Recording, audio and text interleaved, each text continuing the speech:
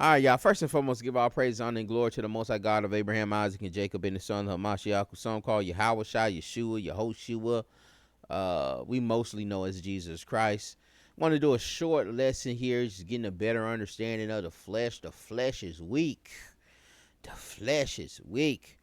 Um, and it's kind of just helping us understand that you may not have the control that you think that you have. Um, and you don't. Some things we don't. Our body, man, will shut down on us. There's certain things we can't control. Like if you can't just stay up all night. Well, you can stay up maybe one night, two nights, but eventually your body will get its sleep. It's eventually it's going to shut down. Um, but let me read this. Matthew 26. We're gonna start at verse 36. It says, Then cometh Jesus with them unto a place called Gethsemane, and saith unto the disciples, Sit ye here while I go and pray yonder. Verse 37. And he took with him Peter and the two sons of Zebedee, and began to be sorrowful and very heavy. Then saith he unto them, My soul is exceeding sorrowful, even unto death. Tarry ye here and watch with me. And he went a little farther, and he fell on his face and prayed, saying, O my Father, if it be possible, let this cup pass from me. Nevertheless, not as I will, but as thou wilt. And he cometh unto the disciples, and findeth them asleep, and saith unto Peter, What? Could ye not watch with me 1 hour, Peter? And it's funny, because he initially he asked Peter to come up, but the disciple, all of them was asleep. But and that's a whole nother lesson there too. But Peter's supposed to eat a rock. Peter, what? You couldn't stay up just 1 hour? Verse 41 is what we really want to glean from here is watch and pray that ye enter not in temptation. The spirit indeed is willing, but the flesh is weak. And I think, even Christ is dealing with this, that the spirit is willing, but the flesh is asking that cup to pass. But the spirit ain't got no issue with it. It's just that flesh. That flesh. But even going back to dealing with Peter here, falling asleep. And just, somebody who always does something for everybody, if you're that individual, does something for everybody. Anytime anybody asks, you're trying to do it. And then when you had that one time where you need somebody to do something for you, Christ, just one time you need, hey man, y'all come up here, man. Me, just watch for me. Come up here, man, and watch it. Stay up with me while I'm praying, man. And all these jokers done fell asleep, done let you down. Kind of get in your feelings a little bit. You done helped everybody anytime somebody call you helping them, but now it's your time. You call one time, can't nobody help. You get in your feelings. Get in your man, I ain't helping nobody else. Man, I ain't let them joker call me.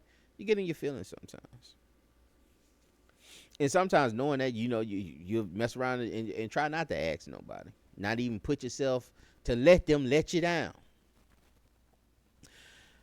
Be careful with that though, man. Maybe you need to check that, self-evaluate. And that's even for myself. Then reach out, ask for help, man. But Peter, sorry, y'all. Peter, falling asleep, falling asleep. And then he tells him, watch and pray that you fall not in temptation, or temptation doesn't come. Because the spirit is willing, but the flesh is weak. And it made me think about all the times we put ourselves in certain situations, in certain temptations. All the times we put ourselves in certain things that we've gotten, that the spirit delivered us from. We still going back around it. We still tempting ourselves with it. We still, flirting with that person at the job. We're still holding conversations with, we still sitting around, people who, we used to do drugs with, man. We used to kick the bobo with, we still sitting around our drinking buddies, even though, we've been sober, 10 months, but we still going back. We just still around, we still around the world. We still dabbling with the world, even though we've, been supposed to be set apart and living a life of righteousness. We still get back to, dabbling and conforming to the world a tad bit.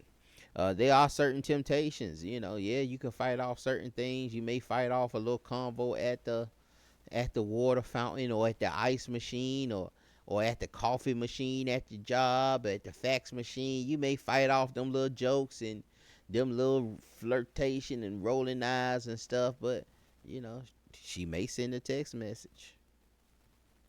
She may send a picture, tell you to come over. And now that temptation, now you done got a whole nother level of temptation. And and you should have really been stopping that thing at the gate. You should have been stopping it at the door so it never got to that point. But just got to be mindful of these things, man. Not to, and again, watch, be mindful. Be vigilant. Be aware of your surroundings, and prayer. Stay praying. Stay prayed up that you don't fall into these temptations. How many of us, how many times have you ever went to work praying? And I'm gonna go ahead and raise my, I ain't never did it. But how many times have you went to work praying? Man, Lord, don't let this woman come messing with me today, Lord. I don't need the temptation. Don't let this woman come flirting with me, talking about some baby, honey, sugar, none of that, Lord Heavenly Father. I don't need the temptation, Lord. And when they go out there to start smoking that weed out there, Lord, don't let that little whiff of that za hit my nose, my nostrils, Lord. And I start back and I get the fiending and want to go out there and smoke. No, please, Lord, don't let them folks offer me to hit that blunt on our word, pray, Heavenly Father. How many of us praying? Being watchful, praying that we don't fall into these temptations, that we don't fall into these things, that we're not asked out by that darn that brother at the job that you had your eyes on, and knowing that y'all married, knowing that you're married. And a lot of this stuff happens at these workplaces, at these fountains, these, what they call them, these work relationships. But that's a very important thing, that verse, what was that, 41, watch and pray. Watch and pray, that ye enter not in temptation, because the spirit is willing, but the flesh is weak. All right. Your flesh is weak. Your flesh will give in to certain things. You have to know that about your flesh. It's only so much, that it can fight off. All right. Don't put it in these battles. Don't be sitting up there strolling, looking at Instagram, looking at all the little models, and think that, you ain't gonna lead you to porn. And don't think the porn ain't gonna lead you to the strip club. And don't think the strip club ain't gonna lead you to prostitution. And don't think the prostitution, I don't know, lead you to some, your dopamine receptors going out. You into all kinds of sexual immorality. I don't even want to get into it, because they'll flag me. But watch and pray. Pray this thing was edifying. Y'all be blessed. Shalom.